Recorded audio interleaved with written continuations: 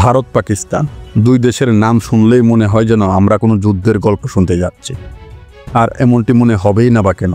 এই দেশ দুটি যুগের পর যুগ ধরে একটি যুদ্ধের আবহ নিয়ে নিজেদেরকে বিশ্বের সামনে উপস্থাপন করে আসছে। আজকের ভিডিওটি আমরা শুরু করব এই দুই শত্রু দেশের একটি বন্ধুত্বের গল্প দিয়ে, যেখানে সীমানা পেরিয়ে বন্ধুত্বের এক অনন্য নিদর্শন ফুটে উঠেছে। তো চলুন আর দেরি না করে দুই শত্রু দেশের বন্ধুত্বের সেই হৃদয়স্পর্শী গল্পটি শুনি।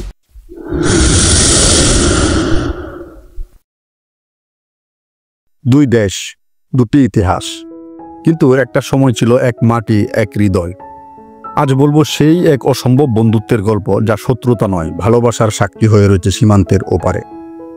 সময়টা 1978 সাল। ভারত পাকিস্তান সীমান্তে পাঞ্জাবের ছোট্ট একটি গ্রাম। সীমান্তের এপারে ছিলেন রমেশ চাচা। তার জীবন কেটেছে কৃষিকাজ করে। আর ওপারে পাকিস্তানের মাটিতে ফজলু চাচা, আরেকজন কৃষক। সারা জীবন শত্রুতা দেখেছেন তারা, সংবাদে, টিভিতে, লোকমুখে। কিন্তু হঠাৎ একদিন রমেশ চাচার প্রিয় গরুটি সীমান্ত পার করে চলে যায় পাকিস্তান অংশে। চোখে জল, বুকে ভয়। কি হবে এখন? তিনি সাহস করে এগিয়ে যান কাঁটাতারের কাছে। তখনই দেখেন গরুটি ঠিকঠাক আছে, আরেক বৃদ্ধ তাকে পানি খাওয়াচ্ছেন। চুকাচুকি হয় দুজনের, মুহূর্তে স্তব্ধ হয়ে যান দুজনই। তুই ফজলু? রমেশ, এত বছর পর? হ্যাঁ, তারা একে অপরের ছেলেবেলার বন্ধু। দেশভাগের সময় আলাদা হয়ে গিয়েছিল, কিন্তু হৃদয়ের বন্ধন কখনো ছিঁড়েনি। দুই দেশের সেনারাও দাঁড়িয়ে দাঁড়িয়ে দেখছিলেন দুই বন্ধুর আবেগঘন এই দৃশ্য। দুই বন্ধু চেয়েছিলেন আলিঙ্গন করতে, কিন্তু মাঝখানের কাঁটাতারের বেড়া তাদের আলিঙ্গনের পথে বাধা হয়ে দাঁড়ায়। উপস্থিত থাকা সেনারা তাদের মনের আকুতি বুঝতে পারেন, কিন্তু তাদেরও যেন কিছু করার নেই। সেনাদের চোখের কোণে জমে থাকা জল এই বুঝি ঝরে পড়বে। তখন সেখানে উপস্থিত ভারত ও পাকিস্তানের দুই সেনা কমান্ডার কাঁটাতারের দুই পাশ থেকে 3 মিনিটের একটি সংক্ষিপ্ত মিটিং করলেন। কমান্ডাররা ফজলু চাচা আর রমেশ চাচার আবেগকে সম্মান দেখিয়ে বহুল প্রতীক্ষিত আলিঙ্গন করার সুযোগ করে দিলেন। তাদেরকে 5 মিনিটের জন্য সীমান্তের কাঁটাতার অতিক্রম করার সুযোগ করে দেন। এই 5 মিনিটের সুযোগ তাদের কাছে আকাশের চাঁদ হাতে পাওয়ার আনন্দ এনে দেয়। অবশেষে সেই প্রতীক্ষিত আলিঙ্গনের মাধ্যমে দুই বন্ধুর মনের আশা পূরণ হলো। কিন্তু এই 5 মিনিট যেন 5 সেকেন্ডের মধ্যেই শেষ হয়ে গেল। অশ্রুসিক্ত নয়নে তারা বিদায় নিল, আবার সেই কাঁটাতারের ওপারে। সীমান্তের দুই প্রান্তে দাঁড়িয়ে থাকা মানুষ প্রথমবারের মতো দেখল দুই দেশের মানুষের একসাথে হাসি কান্নার দৃশ্য। এই ঘটনায় প্রমাণ করে সীমান্ত শুধু ভূখণ্ড ভাগ করে দেয়, হৃদয় নয়। ভালোবাসা, বন্ধুত্ব এসব কোনো কাঁটাতার মানে না। আমরা আলাদা হতে পারি ভাষায়, ধর্মে কিংবা দেশের নামে, কিন্তু বন্ধুত্ব, সেটা জন্মায় হৃদয়ে। আজ এই গল্প মনে করিয়ে দেয় শান্তি সম্ভব, যদি আমরা চাই। কিন্তু বর্তমান সময়টা দুই দেশের জন্য কতটা ভয়ঙ্কর হয়ে উঠেছে তা সবাই জানেন।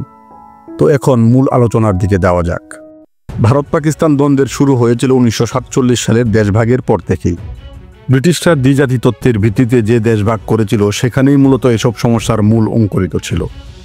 এখন কথা হচ্ছে, এই দুই পারমাণবিক শক্তিধর দেশ যদি পারমাণবিক অস্ত্রের ব্যবহার করে, তাহলে কে বেশি ক্ষতিগ্রস্ত হবে? শুধুই কি ভারত পাকিস্তান, নাকি বাংলাদেশও আক্রান্ত হবে? কমেন্টে আপনার মতামত জানাতে পারেন।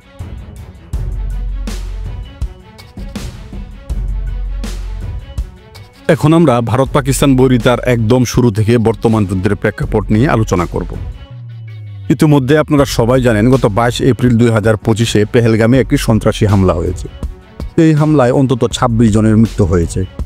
এই হামলার জন্য ভারত কোনো প্রমাণ ছাড়াই পাকিস্তানকে দোষারোপ করছে। এখন পর্যন্ত এই ঘটনার সাথে পাকিস্তানের কোনো সংশ্লিষ্টতা প্রমাণ করতে পারেনি ভারত। কিন্তু ভারত অযাচিতভাবে গত 6 মে মধ্যরাতে পাকিস্তানে ক্ষেপণাস্ত্র হামলা চালিয়েছে, যা বিশ্ব মিডিয়ায় অত্যন্ত ন্যাক্কারজনক ঘটনা হিসেবে সমালোচিত হচ্ছে। মূলত কাশ্মীরের নিয়ন্ত্রণ বিরোধ থেকেই এই ঘটনার সূত্রপাত হয়েছে বলে ধারণা করা হচ্ছে। ভারত পাকিস্তানের কাশ্মীর যুদ্ধের একদম গোড়া থেকে বিশ্লেষণ করা যাক। 1947 সালে মুসলিম সংখ্যাগরিষ্ঠ কাশ্মীরের মহারাজা ছিলেন হিন্দু। পাকিস্তান সে সময় কাশ্মীরকে নিজেদের ভূখণ্ডের অংশ করতে স্থানীয় মিলিশিয়াদের সমর্থন দেয়। অন্যদিকে মহারাজা ভারতের সঙ্গে যোগ দেওয়ার পক্ষে অবস্থান নেন, ফলে ভারত সরাসরি কাশ্মীরে হস্তক্ষেপ করে। এর জেরে ভারতীয় বাহিনী এবং পাকিস্তান সমর্থিত মিলিশিয়াদের মধ্যে যুদ্ধ শুরু হয়। পরে পাকিস্তানি সেনাবাহিনীও তাদের সাথে যোগ দেয়। জাতিসংঘের মধ্যস্থতায় 1949 সালের 1 জানুয়ারি যুদ্ধবিরতি কার্যকর হয়। সমঝোতার ভিত্তিতে কাশ্মীরকে বিভক্ত করে নিয়ন্ত্রণ রেখা টেনে দেওয়া হয়। ভারতের নিয়ন্ত্রণে থাকে জম্মু ও কাশ্মীরের প্রায় 2/3 বাকি অংশ আজাদ কাশ্মীর ও গিলগিট বাল্টিস্তান পাকিস্তানের নিয়ন্ত্রণে থাকে। কাশ্মীরের ভবিষ্যৎ নির্ধারণে জাতিসংঘ গণভোটের আহ্বান জানায়, কিন্তু ভারতের আপত্তিতে তা আর কখনো হয়নি। ফলাফল দ্বারাই অচলাবস্থা। সেই থেকে কাশ্মীর একটি সংঘাতপূর্ণ এলাকা হিসেবে চিহ্নিত হয়ে আছে। এরপর 1971 সালে বাংলাদেশ পাকিস্তানের মধ্যে সংগঠিত যুদ্ধে পাকিস্তানের শোচনীয় পরাজয়ের সুযোগে ভারত পাকিস্তানকে একটি চুক্তি করতে বাধ্য করে।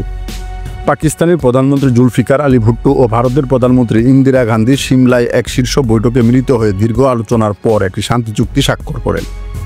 এই চুক্তিকে সিমলা চুক্তি বলা হয়। এই চুক্তিতে ভারত ও পাকিস্তানের মধ্যে সকল বৈরিতার অবসান ঘটানো, জাতীয় ও আন্তর্জাতিক পর্যায়ে সকল ক্ষেত্রে বন্ধুত্ব ও সৌহার্দ্যপূর্ণ সম্পর্ক প্রতিষ্ঠা করা এবং 1971 সালের 17 ডিসেম্বর পর্যন্ত জম্মু ও কাশ্মীরে বিরাজমান স্থিতাবস্থা পুনঃস্থাপনের অঙ্গীকার ব্যক্ত করে। ভারত পাকিস্তানের সঙ্গে আরও একটি সার্বিক সমঝোতা করে, যা সন্ধির দলিলে উল্লেখ করা হয়নি। এতে ছিল পাকিস্তান কর্তৃক বাংলাদেশকে কূটনৈতিক স্বীকৃতি প্রদান এবং বাংলাদেশ ও পাকিস্তান গমনেচ্ছু নাগরিকদের ফিরিয়ে নেওয়ার লক্ষ্যে সংলাপ শুরুর ব্যবস্থা। এছাড়া এই চুক্তির মাধ্যমে ভারত কাশ্মীরে তাদের আধিপত্য বিস্তারের সুযোগ করে নেয়।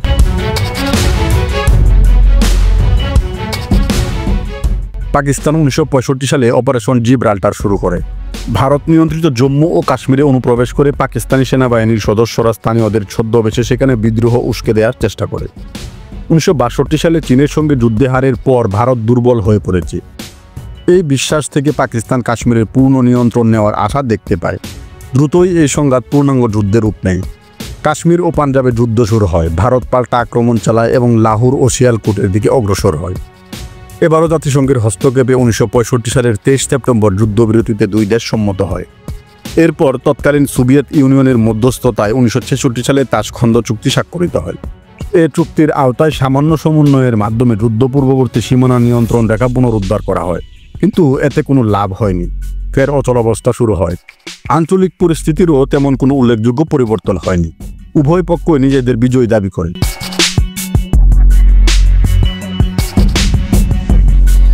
পাকিস্তানি সেনা ও বিদ্রোহীরা ভারত নিয়ন্ত্রিত জম্মু ও কাশ্মীরে কার্গিল সেক্টরে অনুপ্রবেশ করে।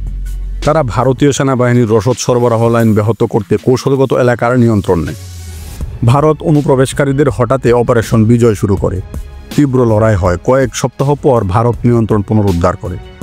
ভারত 1999 সালের জুলাই মাসের মধ্যে হারানো বেশিরভাগ এলাকা পুনরুদ্ধার করে। যুক্তরাষ্ট্র সহ আন্তর্জাতিক চাপের মুখে পাকিস্তান পিছু হটতে বাধ্য হয়। তবে এবার কোনো আনুষ্ঠানিক চুক্তি স্বাক্ষরিত হয়নি। এই যুদ্ধে ভারতের কৌশলগত বিজয় হয় এবং এই অঞ্চলে স্থিতাবস্থা পুনরুদ্ধার করে। নিয়ন্ত্রণ রেখা লঙ্ঘনের জন্য পাকিস্তান আন্তর্জাতিক সমালোচনার মুখে পড়ে।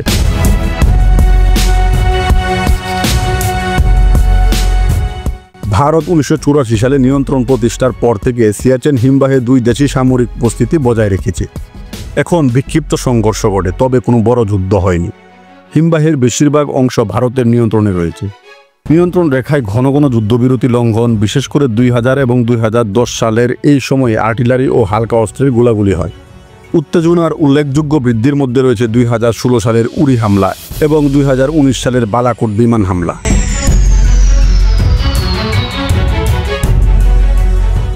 2001 সালে ভারতের জাতীয় সংসদে সন্ত্রাসী হামলা হয়। এই হামলার জন্য পাকিস্তান ভিত্তিক জঙ্গি সংগঠন লস্কর-ই-তৈয়বা ও জইশ-ই-মোহাম্মদকে দায়ী করে ভারত। এই হামলায় একজন সাধারণ নাগরিক সহ 12 জনের মৃত্যু হয়। এই ঘটনার পর উভয় দেশ সীমান্তের সৈন্য সমাবেশ করে। কূটনৈতিক চাপে 10 মাসের অচলাবস্থার অবসান ঘটে এবং যুদ্ধ এড়ানো যায়।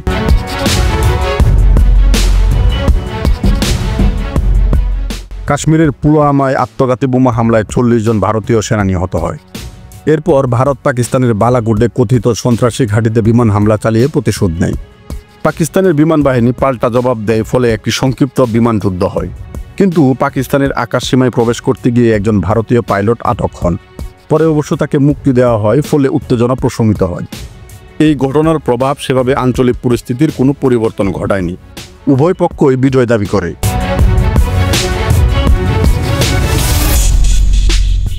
22 এপ্রিল 2025 জম্মু কাশ্মীরের পেহেলগামী সন্ত্রাসী হামলায় 26 জন নিহত হয়। তারা সবাই বেসামরিক নাগরিক এবং পর্যটক। এই হামলার জন্য পাকিস্তান ভিত্তিক জঙ্গি সংগঠন লস্কর-ই-তৈয়বার সঙ্গে সংশ্লিষ্ট একটি সংগঠন দ্য রেজিস্ট্যান্স ফ্রন্টকে দায়ী করেছে ভারত। সেই সঙ্গে এতে পাকিস্তান রাষ্ট্রেরও হাত আছে বলে অভিযোগ করছে তারা।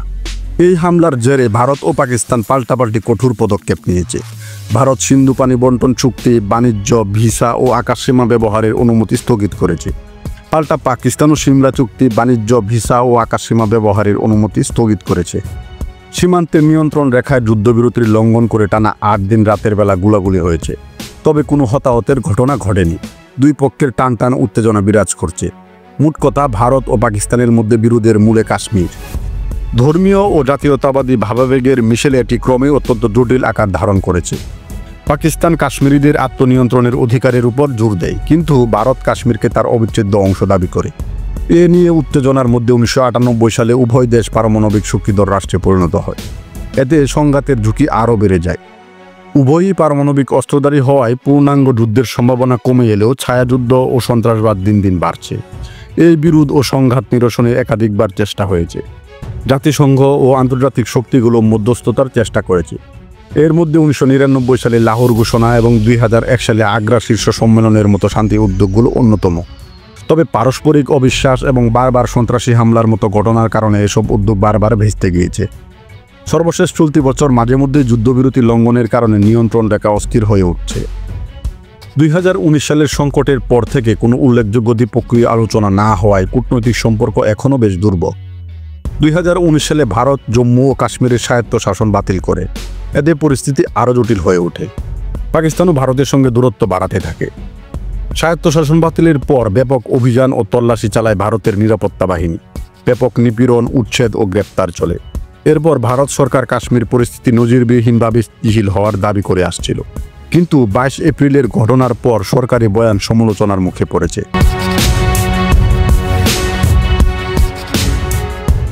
পেহেলগাম হামলার জেরে 6 মে 2025 সালে ভারত অপারেশন সিন্দুর নামে একটি সামরিক অভিযান চালায়। এতে পাকিস্তান শাসিত কাশ্মীরের মুজাফফরাবাদ ও কোটালি এবং পাকিস্তানের পাঞ্জাবের বাহওয়ালপুর সহ মোট 9টি স্থানে ক্ষেপণাস্ত্র হামলা চালায় ভারত। এই অভিযান চলাকালে নিয়ন্ত্রণ রেখা ও আন্তর্জাতিক সীমান্ত উভয় দিকেই হামলা হয়। ভারত দাবি করে তাদের এই হামলার লক্ষ্য ছিল পাকিস্তান ও পাকিস্তান অধিকৃত কাশ্মীরে কথিত সন্ত্রাসী অবকাঠামো ধ্বংস করা। ভারতীয় আগ্রাসন এর আগে 2025 সালে 22 এপ্রিল সংঘটিত পেহেলগাম হামলার প্রতিক্রিয়া ছিল, যেখানে একদল অজ্ঞাত বন্দুকধারীর হামলায় অন্তত 26 জন বেসামরিক নাগরিক নিহত হয়। ভারত এই হামলার জন্য সরাসরি পাকিস্তানকে দায়ী করে, যদিও ভারত এ পর্যন্ত কোনো প্রত্যক্ষ প্রমাণ উপস্থাপন করতে পারেনি। ভারতের এই সামরিক পদক্ষেপ 2025 সালে ভারত পাকিস্তান অচলাবস্থাকে আরও উত্তেজনাপূর্ণ করে তোলে, যা বৃহত্তর কাশ্মীর সংকটের একটি অংশ। এই হামলাকে ভারত ও পাকিস্তানের মধ্যে শান্তিকালীন সময়ে সংঘটিত সবচেয়ে বড় ক্ষেপণাস্ত্র হামলা হিসেবে গণ্য করা হচ্ছে। একাধিক পাকিস্তানি কর্মকর্তা জানান, ভারতীয় ক্ষেপণাস্ত্র হামলায় পাকিস্তানের 9 জন বেসামরিক মানুষ নিহত হয়েছেন এবং 38 জন আহত হয়েছে। নিহতদের মধ্যে 3 জন শিশু ছিল, যারা মসজিদের ভেতরে অবস্থান করছিল। ভারতীয় কর্মকর্তারা জানিয়েছে, পাকিস্তানের গোলাবর্ষণে কাশ্মীরে ভারত নিয়ন্ত্রিত অংশে 3 জন বেসামরিক নাগরিক মারা গিয়েছে। ভারত দাবি করে তারা শুধুমাত্র তথাকথিত সন্ত্রাসী ঘাঁটি লক্ষ্য করে হামলা চালিয়েছে। তবে ভারতের এই লক্ষ্যবস্তুর কোনো নিরপেক্ষতা যাচাই করা হয়নি এবং পাকিস্তান ভারতের দাবিকে ভিত্তিহীন ও উস্কানিমূলক বলে প্রত্যাখ্যান করে। ভারতীয় আক্রমণের জবাবে পাকিস্তানি সেনাবাহিনী পাল্টা হামলার ঘোষণা দেয়। পাকিস্তানি গণমাধ্যমে দাবি করা হয়, পাকিস্তান কমপক্ষে 5টি ভারতীয় বিমান ভূপাতিত করেছে। ভারতীয় বিমান পাকিস্তানের আকাশসীমায় প্রবেশ না করে ক্ষেপণাস্ত্র ছুড়ে। মুজাফফরাবাদে এই হামলার পর বিস্ফোরণ ও বিদ্যুৎ বিভ্রাট ঘটে। এই হামলার পর ভারতীয় সেনাবাহিনী এক্সে তাদের প্রতিক্রিয়া ব্যক্ত করেছে।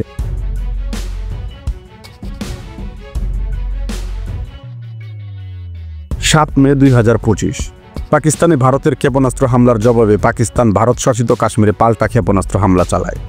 পাকিস্তানের রাষ্ট্রায়ত্ত সংবাদ মাধ্যম জানায়, এই হামলার সময় পাকিস্তান বিমান বাহিনী ভারতীয় 5টি যুদ্ধ বিমান ভূপাতিত করেছে।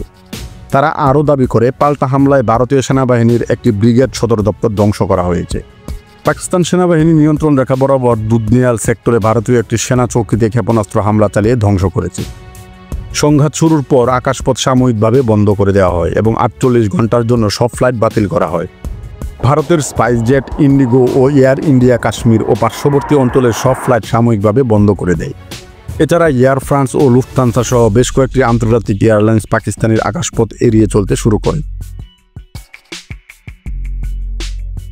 পাকিস্তান এই হামলাকে কাপুরুষোচিত বেসামরিক হামলা বলে নিন্দা জানায়।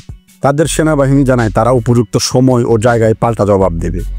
রাষ্ট্রপতি ডোনাল্ড ট্রাম্প এই হামলাকে লজ্জাজনক বলে মন্তব্য করেন এবং তিনি এই পরিস্থিতির দ্রুত অবসান চান।